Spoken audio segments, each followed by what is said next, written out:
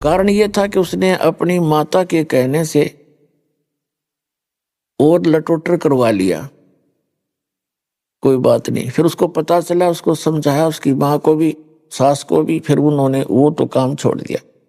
फिर तीसरी बार फिर गर्भ रहा उस बेटी को। अब क्या था कि उस लड़की का वो गर्भ खराब हो गया और वो इतनी रोए और बुरा हाल कर दिया। अब उसकी सास को दृढ़ विश्वास था परमात्मा कबीर जी पर, इस दास से उपदेशी थी। उसने कहा बेटी भगवान जो करे वो ठीक करता है, लेकिन वह ना मानी। अब बालक ज्ञान नहीं समझता, इतना आदमी ने दुखी रहे। तो उसने मेरे पास फोन किया, पहले थोड़ी सी संगत थी, सन 1997 की बात है।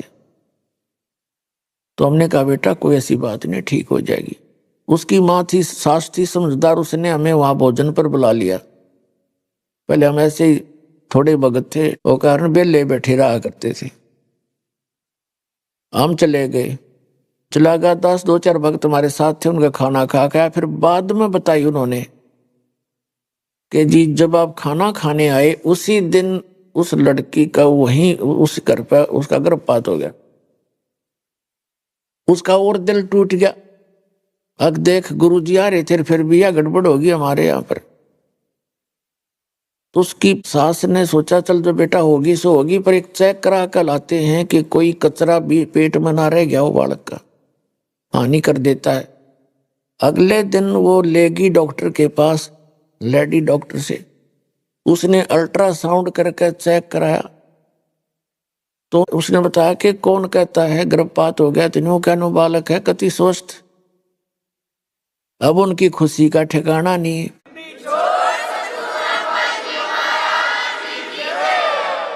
फिर मैंने कहा बेटी नाम दोबारा ले, तेरा अविश्वास हो गया भगवान में। अब नाम दोबारा लिया और बड़ी फूली फूली फिर खुश होगी, दृढ़ हो गया विश्वास। 3 महीने के बाद, पुराने समय की बात है, तो अल्ट्रासाउंड करते नहीं लड़का लड़की बताने का। 3 महीने के बाद उसने अपनी माँ के साथ जाके सास को छोड़कर अलग से और चेक कराने चली गई, लड़का है या लड़की, व लड़की पाई। फिर रोआ बुरी तरह अपनी सासू दोहरा के, बता लड़की होगी, हाय नू हो गया नू। उसकी सासू बोली बेटा तू चिंता ना करे, स्त्री लड़की ने मैं पाल दूंगी, मैं ब्याह दूंगी। मारा वो अच्छी नौकरी था उसका पति, माड़ा मन ना करे, तू भक्ति कर ले, नवलियों के फायदा हुआ। अपना आत्मा विचार करके देखो, ये मैं सिर्फ एक संसारिक व्यवहार की बात बता रहा हूं कि हम इतने कमजोर हो गए। हमारा स्वभाव ऐसा हो गया ऊंट के सा, ऊंट जैसा हो गया जैसे ऊंट का ऊपर समान धरे, जब भी रो रडावा हा करे और तारा जब भी नौकरा आ करे। उसने ना बता तेरा लाभ हो रहा कहानी हो रही है। चलो वजन धरे जब तक रोवा बेसिक, और तारा जब भी रडाओ हडा हडा करे तो बोझ घटाओ भगवान, हम फिर भी रोवा और धरे जब तले रोना है ही। तो वो परमात्मा तो सब कुछ कर सकता है, उसकी लीला कुछ भी करो। उसने वो लड़की पहले संस्कार खत्म करे था उस बेटी का, पर वह ना मानी। तो ले बेटी अपना ले ले, और फिर रोनो का हमरा लड़की होगी, कर्म ठोक। फिर उसको बता दिया साफ शब्दों में, अगर भक्ति करनी है तो ढंग से कर, पूरा विश्वास कर। तो उस दिन के बाद उसका पूरा विश्वास के साथ लगी, अगला लड़का दे दिया। तो कहने का भाव ये है पुण्यात्माओं, हमने इस मार्ग में लगने के लिए परमात्मा के इन फार्मूलों को अपने ऊपर लागू करना पड़ेगा। ज्यों राखे त्यों ही रहूं, हमरा क्या चारा, खाने जाद खरीद हूं गुलाम तुम्हारा। कि जैसे राखोगे दाता ज्यों ही रहूंगा, और जो देवोगे सो खाऊं। फिर देखना इस मालिक की मेहर आपको ऊपर कैसे वर्षा होने लगेगी। तो पुण्यात्मा दास आपको ये बताना चाह रहा है कि इस परमात्मा की शरण में आने के लिए आप असंख्य जन्मों से भटक रहे हो, असंख्य जन्मों से अच्छे अच्छे कुर्बानियां भी मालिक के नाम पर आपने की है, घर भी छोड़ दिए, परिवार भी त्याग गए हो, जंगलों में बैठकर भी मालाएं फेरी हैं, हठ योग तप भी किए हैं, लेकिन मोक्ष नहीं हो पाया। फिर आपके जन्म होते रहे, जैसे आपको बताया था कि कोट जन्म तन भरमत हो गए, कुछ ना हाथ लगे रे, कुकर सुकर खरबा बोरे कौआ हंस बगारे, कोटि जन्म तू राजा की न मिटी न मन की आशा, वृक्ष को कह दर दर घूमया मिला न निर्गुण रासा।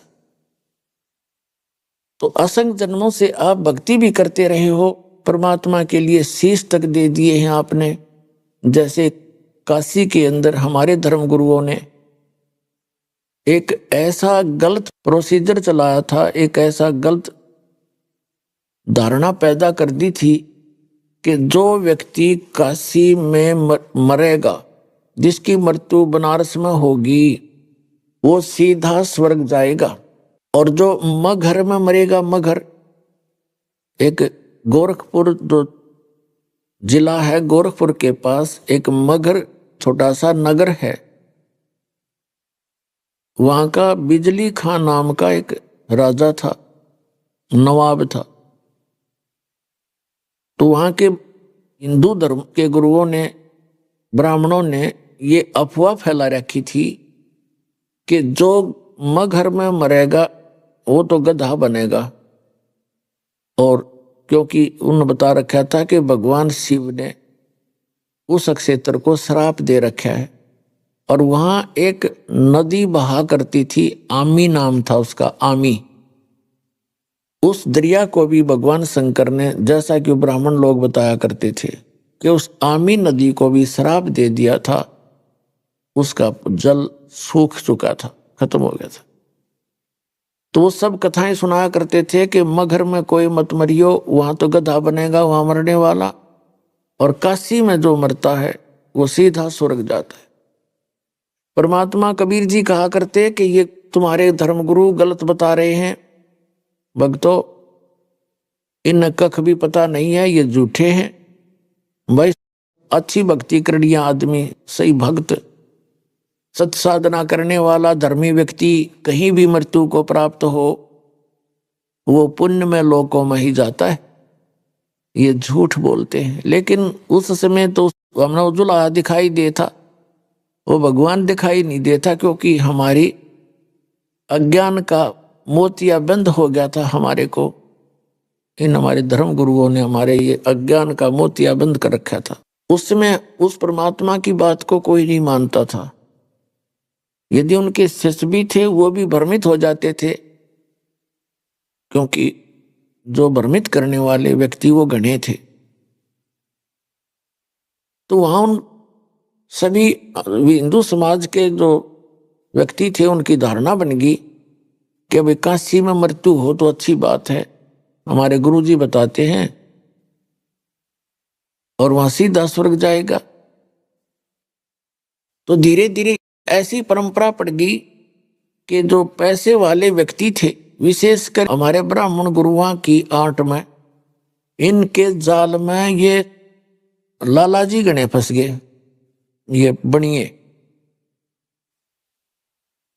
और उन्होंने अधिकतर, और भी जो कोई अच्छा पैसे वाला व्यक्ति था अन्य जाति का हिंदू, वो भी, तो उन्होंने सोचा कि जैसे उनके माता पिता कहने लगे, बेटा अपने गुरुजी बताते हैं कि काशी में यदि मृत्यु होती है तो स्वर्ग प्राप्ति होती है, तो मृत्यु मेरी निकट आ गई है बच्चों, मुझे कुछ दिन वहां ले चलो बनारस में, मेरी वहां मृत्यु हो जाए तो स्वर्ग मिल जाएगा।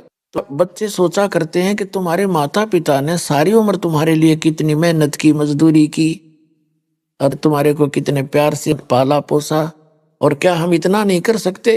प्रत्येक बच्चा सोचेगा, जिसका अक्षमता होगी कोशिश करेगा अपने माता पिता को हम पूरा सुख दें। तो उन्होंने ये स्वीकार कर लिया और काशी शहर के अंदर जाकर धर्मशाला किराए पर ले लेकर कमरे वहां रहने लग गए। और वहीं उनके धर्मगुरु भी होते थे, उन ब्राह्मणों से कथा सुनते अपनी धर्मशालाओं में जाके वहीं रहने लगे। उनके बच्चों ने उनकी व्यवस्था कर दी। फिर उन धर्मगुरुओं ने सोचा कि ये जो व्यक्ति हमारे जो शिष्य हैं ये कमरा लेकर रहते हैं। उन्होंने उनके बच्चों से कहा कि तुम अपने माता पिता को हमारे पास ही छोड़ दो, हम यहाँ रख लेंगे। अब वहाँ रखेंगे तो वो दक्षिणा अधिक देंगे, अंडरस्टूड था। तो वो ठीक है जी आप रख लो, यहाँ आपके सानिध्य में रहेंगे और अच्छी बात है, कथा आपके ज्ञान सुना करेंगे, आपसे ज्यादा संपर्क में रहेंगे, तो वो भी शुरू कर दिया। उनके मान लीजिए धर्मशाला में 10 रुपये महीने में खर्च होते, तो गुरु जी की दक्षिणा समेत वो 20 रुपये देने लगे महीने के। तो उन इस लालच में सभी ब्राह्मणों ने, ब्राह्मण का मतलब ये नहीं कि आम जन साधारण, ब्राह्मण जो गुरु पद पे थे उनका जिक्र है, उन्होंने अपने लालच में या आफत मोल ले ली। अब सब ने अपनी माता और पिता, बूढ़े बूढ़े सारे वहां छोड़ दिया अपने अपने गुरुओं के पास। अब उन गुरुओं के पास हो गए 10-10 बूढ़ा बूढ़ी। पुण्यात्माओं वृद्धावस्था में तो एक बूढ़ा संभालना मुश्किल हो जाए, और उनके गल में गलगी 10-10। अब उन्हें फिर मीटिंग करी गया तो बात बिगड़ गई। उन्होंने मीटिंग करी, सारा ने कैसा करो, इनकी जल्दी टिकट काटो, यहां से जल्दी खत्म करो इनको। उन्होंने क्या अफवाह फैला दी कि गंगा के किनारे उन्होंने एक जैसे लकड़ी काटने का क्रोंत देखा हुआ आपने, आजकल तो ये आरे बन गए इसके बिजली के, वैसे होते हैं लकड़ी इनके पास आरे। क्रोंत होता है एक लंबा सा दांते से का, और दोनों तरफ से पकड़कर लकड़ी चीरा करते हैं उससे, लंबे लंबे दांते होते हैं उसके। एक क्रोंत फिट कर लिया गुप्त, ऊपर एक आरत सी बनाकर छोटी ईंटों की गुफा सी बनाकर नीचे गेट बना दिया, और गंगा के किनारे ला दिया कति, और उसका हैंडल कर दिया थोड़ी दूर स्थान पर अलग से गुप्त सिस्टम। उस रस से बांध के उनकी एक आवाज देते थे, उस आवाज को वो समझ जाते। वो क्या करा उन्होंने कि भाई भगवान की तरफ से एक आदेश आया है कि जिसने जल्दी स्वर्ग जाना है वो क्रोध से गर्दन कटवा ले, आरे से वो शीघ्र चला जाएगा। उसकी फीस रख दी 100 रुपये। अब प्रत्येक बूढ़ा बुढ़िया, वो भी बुढ़ापे में दुखी होले है, कदे खांसी, कदे आंखों में दिक्कत, कभी सिर में भड़क, कदे कब्जी होगी, कदे गैस प्रॉब्लम। तो बूढ़ा भी नो सोचने लगे कि जब गुरु जी कह रहे हैं स्वर्ग जाना ही है, शायद 10 साल पाछे जाना है, शायद 2 साल पहले, तो अभी क्यों ना चले जाएं। और वो बता रहे थे कि क्रोध में पीड़ा नहीं होती जरा सी भी, अब उस गुफा में पीड़ा हुए जाओ पता किसी न लग गए। तो सब ने ये प्रार्थना अपने बच्चों से की कि बेटा हमने तो मरना ही है, और हम भी दुखी हैं, यहाँ पर जल्दी चले जाएंगे, वहां सुख में स्थान है, आराम से रहा करेंगे। पुण्यात्माओं, इतने विश्वासी थे हम, इतने भगवान पर विश्वास करते थे, इन नकली गुरुओं पर इतना विश्वास करते थे, ये सिर काटने की कहा करते, हम सिर भी कटवाने लागे, लेकिन इनके पास कख नहीं था, बकवाद थी सारी। तो एक गजब की रिवाज पड़ गई हुआ, बूढ़ा बुढ़िया वृद्धावस्था में आप पे दुखी हो ले है, सोचे भगवान। पुण्यात्माओं, 60-65 वर्ष के बाद से पहले तो आदमी ने सोचा ही बना मरूं, अभी नहीं मरूं, और फिर ने सोचा है भगवान मरना तो है पर ठीक ठाक मर जाऊं, कोई बीमारी ना हो, तो मतलब जल्दी मर जाऊं। फिर मरण की तो डेफिनेट होता है, उसके बाद मृत्यु तो आई, पर न सोचने लग जाए वैसे मर जाऊं पर ठीक ठाक मर जाऊं, भुगत का ना मरो। इस दृष्टिकोण से उन्होंने वो भी स्वीकार किया। अब कई बार ऐसा होता था कि वो आवाज लगाते कि हे भगवान आपकी प्यारी आत्मा आ रही है, क्रोध भेजो। वो दो एजेंट बैठे थे वो मूवमेंट कर देते उनका, वो क्रोध आ जाता, 2 बहला देते और गर्दन आर पार, और फिर वो वापस कर देते, ऊपर फिट हो जाता, वो दिखता नहीं, आर्च में गए। ऐसी आर्च बना दी इसके अंदर से, जैसे इसके नीचे से आता काट कर उल्टा इसका वहां फिट हो जाता ऊपर, और वो दिखता नहीं। तो वो आम आदमी भी हैरान भाई, कुछ भी नहीं करोता है, यार देख गर्दन कट गई माता पिता की। और उसको वहीं गंगा में सरका देते, अग हो गया जल प्रवाह, लकड़ी लकड़िया की भी चिंता कोई ना, गंगा में सरका देते, ले भाई कर दो अंतिम संस्कार। फिर उनके स्वर्ग में भेज दिया, और फिर नो कहीं इसकी 13वीं करो, और फिर श्राद्ध शुरू करो। वो स्वर्ग में कित भेजा तुमने, देख किसी अक्ल मार रखी थी हमारी। तो कहने का भाव ये है पुण्यात्माओं कि हमने वो गर्दन भी कटवानी शुरू कर ली पर भी झूठों पर विश्वास करके, ताकि परमात्मा प्राप्ति हो जाए। तो इसलिए परमात्मा कहते हैं लख बर सूरा जूझ ही लख बर सावत दे, लख बर यति जहान में तब सतगुरु शरणा ले। लख बर सूरा यानी सूरवीर व्यक्ति एक बहुत पुण्यकर्मी प्राणी होता है। उसके अंदर भेदभाव नहीं होता, उसके अंदर दुराचार नहीं होता, उसके अंदर एक विशेष क्वालिटी होती है कि वो ना तो अन्याय किसी पर करया करे और ना अन्याय वो सहन कर सकता। अगर उसके साथ या कोई उसके समाज पर, उसके कौम के ऊपर कोई आपत्ति कोई पैदा करता है तो वो उसको उसके साथ लड़ कर कट कर मर जाता है अपने धर्म और कर्म के लिए। उसको सूरवीर कहते हैं। उल्टे कदम नहीं हटाता परमार्थ के लिए। लखबर सूरा जूझ ही लखबर सावत दे। सावत शरीर होता था। जैसे पहले इतने अच्छी आत्मा होती थी पुण्यकर्मी प्राणी, उनका विशेष पुण्यकर्मी प्राणी जो होते थे उनका हाथ या तो दोनों हाथ या एक हाथ घुटने से नीचे तक लंबा होता था। आदरणीय गरीबदास साहिब जी भी सावत थे। सावत शरीर था गरीबदास साहिब जी का, जो गांव छुड़ाने जिला झज्जर वाले का। दोनों हाथ घुटनों से नीचे तक जाया करते थे। लेकिन भक्ति ना मिले, सतगुरु नहीं मिले तो भी दुखी रहेगा इंसान। तो कहते हैं लखबर सूरा जूझ ही लखबर सावत दे और लखबर यति जहान में। जैसे हनुमान जैसे यति थे, कोई स्त्री ग्रहण करी नहीं। यति के अंदर भी एक विशेष गुण होता है, वो परमार्थ में अपना जीवन डिवोट कर देता है। जैसे पहले हनुमान जी बाली के भाई सुग्रीव का खास वफादार था। फिर श्री राम के ऊपर आपत्ति का पता लगा तो उनके लिए जी जानते हैं अपना कति तन मन धन से समर्पित हो गया। तो इस प्रकार कहते हैं ऐसे ऐसे यति भी रहे, परमार्थ में आपने अपना जीवन भी लगा दिया, वो तो अच्छी बात है, लेकिन मोक्ष नहीं हुआ। लेकिन आगे चलकर ऐसी ही आत्माओं को ये समय मिलता है, क्योंकि उनका स्वभाव अच्छा रहता है, स्वार्थ नहीं परमार्थ रहता है, और भक्ति की कसक उनमें युगों युगों बनी रहती है। तो उनमें से आप हैं जिनको आज या सतगुरु परमात्मा कबीर जी की शरण प्राप्त हुई है। लखबर सूरा जूझ ही लखबर सावत दे, लखबर यति जहान में तब सतगुरु शरणा ले। फिर बताते हैं कि ये झूठे गुरुओं की आप पहचान नहीं कर सकते, झूठे और सच्चे की। जैसे ज्ञान के वक्ता की कोई कमी नहीं। कहते हैं वक्ता कोट अनंत है, श्रोता कोट अनंत, और दानी करोड़ अनंत है, वह बिरले साधु संत। फिर कहते हैं गोरख से ज्ञानी गणे, और सुख दे जति जिहान, और सीता सी बहु भारिया, ये संत दूर स्थान। परम संत का मिलना भी बड़ी मुश्किल है।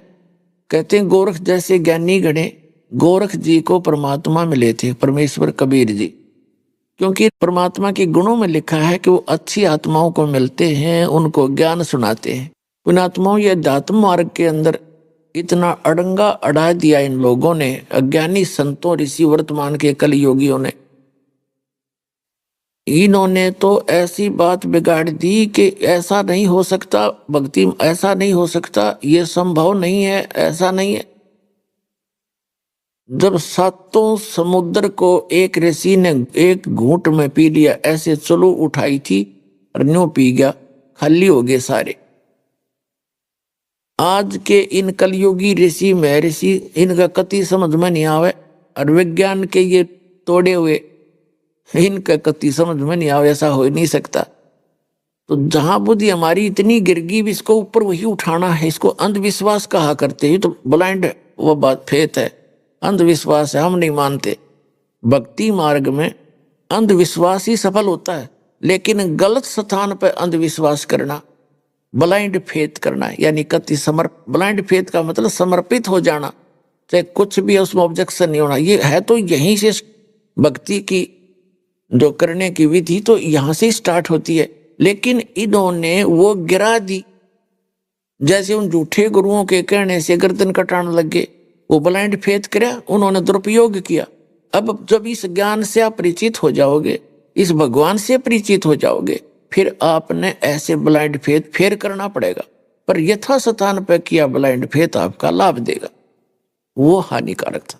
तो जो प्रसंग चल रहा है कि गोरखनाथ जी, ये नाथ परंपरा के जो जैसे भी कोई भी पितर हैं, आप पितर तो आप खूब समझते हो, भूत बन जाते हैं, पितर बन जाते हैं। तो ये साधु संत जो पुण्यात्मा होते हैं, वो शरीर छोड़ जाते हैं तो वो पितर रूप में आ जाते हैं, और वो कहीं पर भी प्रकट हो जाते हैं उस पिछले ही शरीर में, उसी तरह के। जैसे हम पहले सुना करते थे कि गोपी चंद और भर्तरी अमर हो गए, और फिर हम ये भी सुना करते गोपी चंद और भर्तरी कहीं भी आ जाते हैं। एक ने वहां देखे थे, आपस में लड़े थे, कोई समझ नहीं सका, थोड़ी देर में चले गए, फिर किसी संत ने बताया तो गोपी चंद और भर्तरी थे। तो कहने का भाव ये है कि गोपी चंद और भर्तरी जब आड़े यही धक्के खा रहे हैं तो मुक्त की तो हुए, अमर कहाँ हुए? अमर स्थान तो गीता अध्याय नंबर 15 के श्लोक नंबर 4 में कहा कि तत्वदर्शी संत की प्राप्ति के उपरांत परमेश्वर के उस परम पद की खोज करनी चाहिए, जहां जाने के बाद साधक कभी लौट कर वापस नहीं आते। तो वह भक्ति इनको मिली ही नहीं। गीता के अंदाता कहता मैं नहीं जानता उसको, चौथे अध्याय के 34वें श्लोक, कि उस तत्व ज्ञान को तू तत्वदर्शी संतों के पास जाकर समझ। जैसे आपके पितर हैं, वो मृत्यु को प्राप्त हो गए, लेकिन ममता आप में न्यों की न्यों है उनकी, और कुछ उनकी बसावा नहीं, बैठे बैठे वहां बस दुखी हो जाते, उनकी आवाज आप सुन नहीं सकते, वो आपके आसपास भी घूम घाम के बैठ जाते एक तरफ, वो कहना कुछ और तुम सुनते नहीं। तो इस तरह की स्थिति होती, कुछ ऐसे भक्ति होती है उनकी, पिछले कुछ संस्कार रह जाते हैं तो वो प्रकट हो सकते हैं, उनका शरीर दिखाई दे सकता है, और बाकी तो डिस्चार्ज हो जाते हैं सारी इनकी पुण्य, वो नहीं दिखते फिर। तो गोरखनाथ जी नाथ परंपरा से संबंधित थे, और काशी के अंदर बनारस में स्वामी रामानंद जी जो थे, स्वामी रामानंद जी जो परमात्मा ने अपने गुरु बनाए थे एक परंपरा बनाए रखने के लिए, उनका बोलबाला बहुत हो गया था। यानी वैष्णव परंपरा से थे रामानंद जी, तो वैष्णव परंपरा का काफी फैलाव हो गया था, उन्नति हो गई थी। और नाथ परंपरा के केवल सिद्धि सिद्धि करते रहते हैं, उनको ज्ञान घना होता नहीं। रामानंद जी ने 1400 ऋषि शिष्य बना रखे थे ब्राह्मण, और वो प्रचार किया करते थे। नाथ परंपरा सुकड़ गई थी, बिल्कुल थोड़े से रह गए थे किता किता, उनका कोई लोग आदर नहीं करते थे। तो इस दुख को देख के कहते हैं मैं मेरी के कारण यो हंसा खावई यम की लात, या मेरे तेरे ना छुटती। उसने देखा कि तुम्हारा नाथ पंथ बिल्कुल कमजोर कर दिया वैष्णव परंपरा वालों ने, तो गोरखनाथ जी आगे और उसने ऐलान कर दिया, अपने नाथों से कहा कि जाओ रामानंद जी से कहो कि एक सिद्ध महात्मा आए हैं, नूना बताया मैं गोरखनाथ आ रहा हूं, और उसके साथ गोष्ठी करो, जो आध्यात्मिक ज्ञान चर्चा करो, गोष्ठी। जो हार जाएगा, हारने वाला जो पराजित होगा, वो जीतने वाले का शिष्य बनेगा, इंक्लूडिंग हिज डिसिपल, यानी उसके शिष्यों समेत उसने उसका शिष्य बनना पड़ेगा। अब रामानंद जी के पास ये पहुंची संदेशा। रामानंद जी ने सोचा कि ये सिद्ध पुरुष हैं, ये सिद्धि दिखा देंगे, जनता सारी ताली पीट देगी और सब मुझे हारा मान लेंगे, उसके साथ चेले बन जाएंगे, मुझे भी फिर मजबूरन या बात बिगड़ेगी।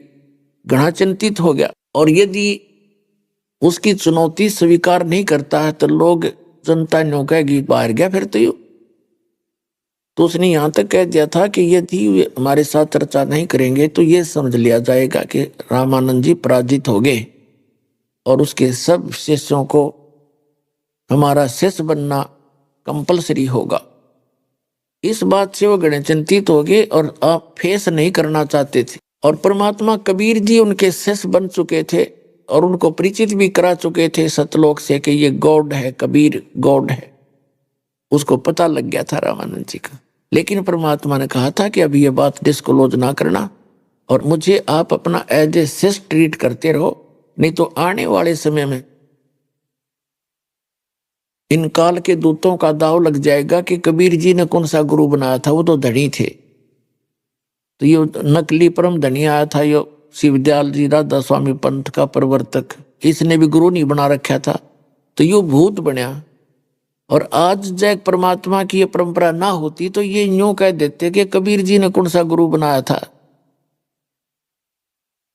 तो वो परंपरा बनाए रखने के लिए जब कबीर परमेश्वर जी को पता चला, 12-13 वर्ष की उम्र के बच्चे थे, यानी 5 वर्ष की आयु में तो परमात्मा से परिचित करा दिया था रामानंद जी को परमेश्वर ने। 5-7 वर्ष के बाद की बात है।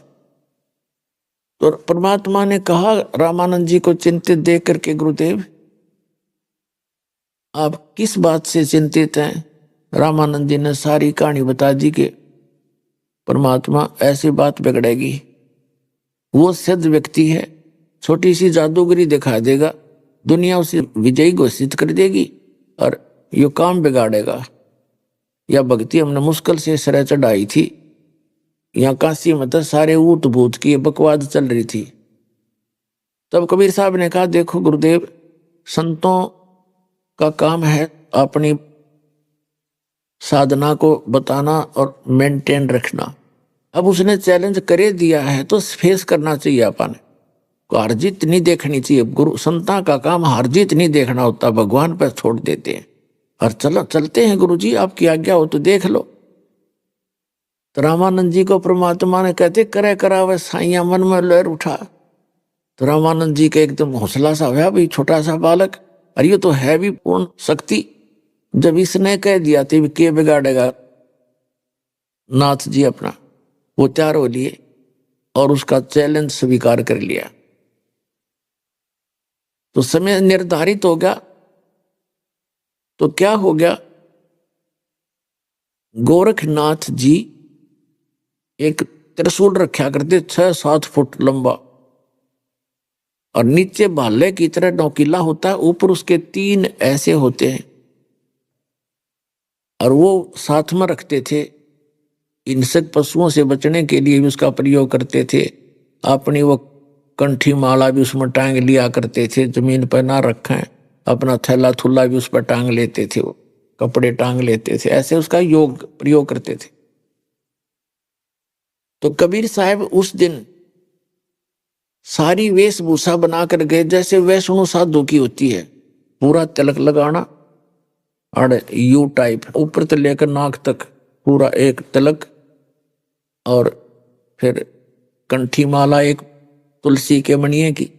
कबीर साहब ने उस दिन वो सारा सांग कराया था। और ये नकली कबीर पंथी बताए उसकी लकीर पीट रहे, उस दिन इसलिए किया था उन्होंने कि उसको ये दिखाना था कि मैं भी वैष्णो परंपरा से संबंधित हूं और ऐसी वेशभूषा ना होता, वो वैष्णो ना मानना हो।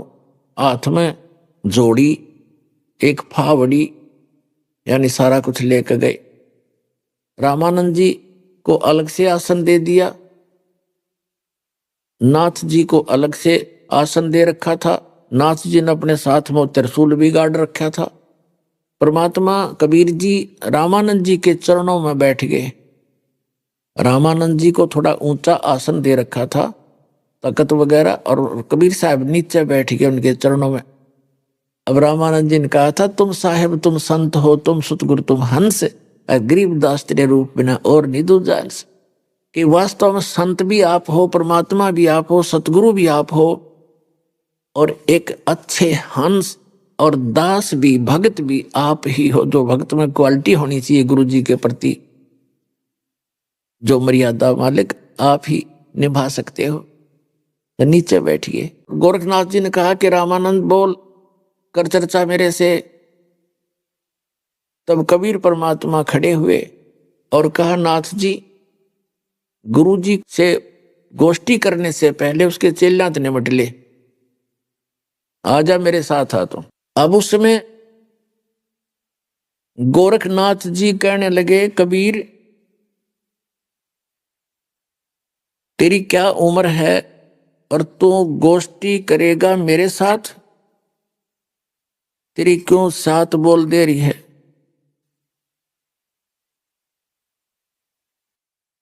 अब आपको परमात्मा की वाणी सुनाते हैं जो उनके साथ वार्ता हुई थी।